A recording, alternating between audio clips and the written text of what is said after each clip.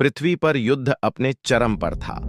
आसमान में लाल और नीली बिजली टकरा रही थी। दानव की शक्ति पहले से कहीं ज्यादा बढ़ चुकी थी।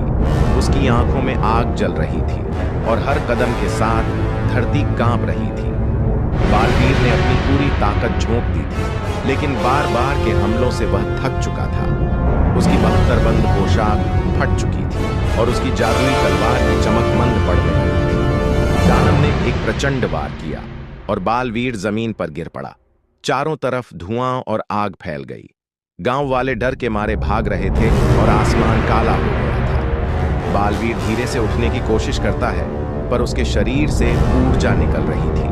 वह बुदबुदाता है, मैं हार नहीं सकता, मुझे पृथ्वी की रक्षा करनी है। उसी पल आसमान में सुनहरी चमक फैलती है। वह उसके गुरु की आवाज थी, बालवीर अब लौट आओ, तुम्हें और मजबूत होना होगा। एक तेज जादुई प्रकाश बालवीर को घेर लेता है और देखते ही देखते वह धीरे धीरे गायब हो जाता है। दानव जोर से दहाड़ता है, भाग गया, लेकिन अगली बार मैं इस पृथ्वी को जला दूंगा। दूसरी दुनिया में बालवीर अपने गुरु के सामने प्रकट होता है, घायल लेकिन जीवित।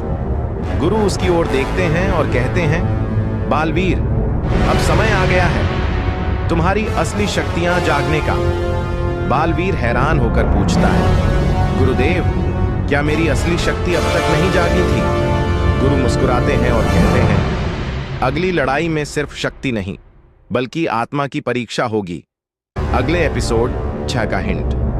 अचानक एक रहस्यमय परछाई दिखाई देती है। वह वही आकृति है जो पिछले एपिसोड में आसमान से चमक के साथ आई थी।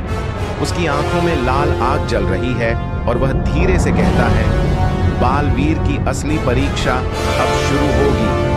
रहस्य अभी खत्म नहीं हुआ। To be continued.